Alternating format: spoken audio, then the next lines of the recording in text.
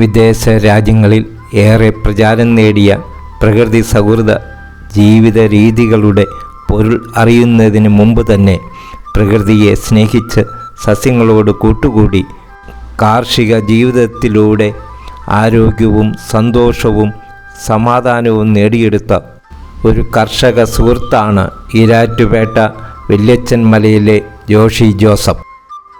പരമ്പരാഗതമായിട്ട് കാരണവന്മാരുടെ അപ്പരപ്പൂപ്പന്മാരുടെ കാലം മുതൽ കൃഷിയാണ് ചെയ്തിരുന്ന പ്രധാനപ്പെട്ട തൊഴിൽ. അത് ഞങ്ങളുടെ തലമുറയിൽ ഞാനാണ് മുന്നോട്ട് കൊണ്ടുപോകുന്നത്. ബാക്കിയുള്ള സഹോദരങ്ങളൊക്കെ കച്ചവടവും അല്ലാതെ വേറെ ഫീൽഡിലോട്ടൊക്കെ ജോലിയൊക്കെ ആയിട്ട് പോയി. കൃഷി ഞാനാണ് ഇപ്പം അതിൻ്റെ പൂർവ്വം ചെയ്ത പോലെ തന്നെ നമ്മൾ പിന്തുടരുക ചെയ്യുന്നത്. വർഷത്തിൽ 4 മാസം വിളവ് ലഭിക്കുന്ന കേരളത്തിലെ ആദ്യ റംബൂട്ടാൻ തോട്ടങ്ങളിൽ ഒന്ന് വല്യച്ഛൻ മലയുടെ താഴ്വാരത്തുള്ള വിശാലമായ തോട്ടത്തിൽ കിളികളും മറ്റും പഴങ്ങൾ പറിച്ചു കൊണ്ടുപോകാതെ നെറ്റ് വിരിച്ച് മൂടിയ ആദ്യകാല പഴത്തോട്ടം. വ്യത്യസ്ത വിളകളെ ഇഷ്ടപ്പെടുന്ന ഒരു സഞ്ചാരി യാത്രക്കിടയിൽ കണ്ടുമുട്ടുന്ന നല്ല ഫലവൃക്ഷങ്ങളെ കൃഷിയിടത്തിൽ എത്തിച്ച് പരിപാലിക്കുന്ന രീതി ഇന്നും ഉണ്ട്. തുണയായി ഭാര്യയും. അന്യനാട്ടിൽ നിന്ന് കേരളത്തിലെത്തി കാർഷിക വിജയം നേടിയ ഫലവൃക്ഷങ്ങളിൽ ഒന്നാണ് റംബൂട്ടാൻ. പരമ്പരാഗതമായ കൃഷിരീതികൾ നശിപ്പിക്കാതെ പുത്തൻ ഇനങ്ങളെ കൃഷി ചെയ്യുന്ന ഒരു കർഷകൻ. ആദ്യം നെല്ല് ആയിരുന്നു മെയിനായിട്ട് കൃഷി ചെയ്തിരുന്നത്. കണ്ടം കരയായിട്ടുള്ള സ്ഥലങ്ങളാണെങ്കിൽ പോലും അവിടെ കിളച്ച് നെല്ല് കൃഷി ചെയ്യുക. പിന്നെ അത് തെങ്ങായി. പിന്നെ കുറേ കാലം കഴിഞ്ഞപ്പോഴത്തേക്കും റബ്ബറിലോട്ട് മാറി. ഓരോ കാലത്തും കാലാനുസൃതമായിട്ട് മാറി വന്നു. നമുക്ക് ഒരു തേയില കൃഷി ചെയ്തിട്ടുണ്ട് വേറെ, വാഗമൺ എന്ന് പറഞ്ഞ സ്ഥലത്തുണ്ട്. പിന്നെ അവിടെ കുറച്ച് ഫ്രൂട്ട് ട്രീസ്, ഓറഞ്ച് ഉണ്ട്. പിന്നെ ഈ ലാസ്റ്റ് ട്രെൻഡ് ഫ്രൂട്ട് ട്രീസ് ആണ് ഒരു 4-5 വർഷം മുമ്പ് മുതൽ ചെയ്യാനായിട്ട് തുടങ്ങിയിരിക്കുന്നത്, മെയിനായിട്ട് ചെയ്യുന്നത്. അത് നല്ല കുഴപ്പമില്ല, തിരക്കേടില്ലാത്തൊരു കൃഷിയാണ്. പിന്നെ നമുക്കൊരു ഇൻട്രസ്റ്റിംഗ് ആണ്.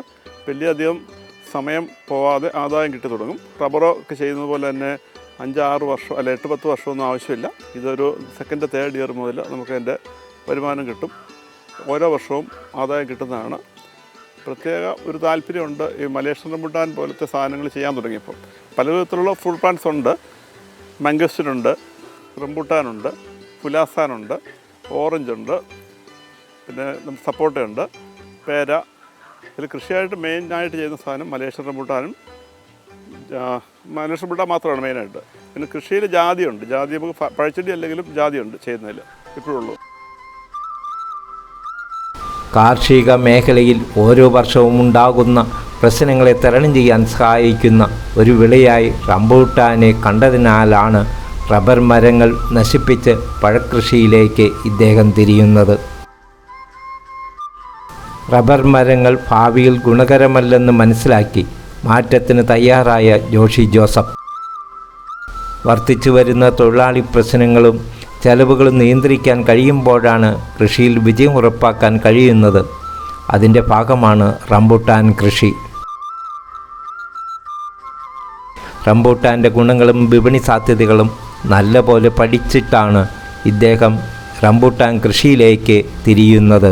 എനിക്ക് മനസ്സിലായിടത്തോളം ഞങ്ങളുടെ നാട്ടിലൊക്കെ എല്ലാ സ്ഥലങ്ങളിലും റബ്ബർ ഒരു 3rd അല്ലെങ്കിൽ 4th റീപ്ലാന്റ് ആയിട്ടുണ്ട്. അപ്പോൾ ഒരേ സാധനം തന്നെ സ്ഥിരമായിട്ട് നമ്മൾ റീപ്ലാന്റ് ചെയ്യുമ്പം മണ്ണിൽ നിന്ന് വലിക്കുന്ന മൂലകങ്ങളൊക്കെ സെയിം ആയിരിക്കും.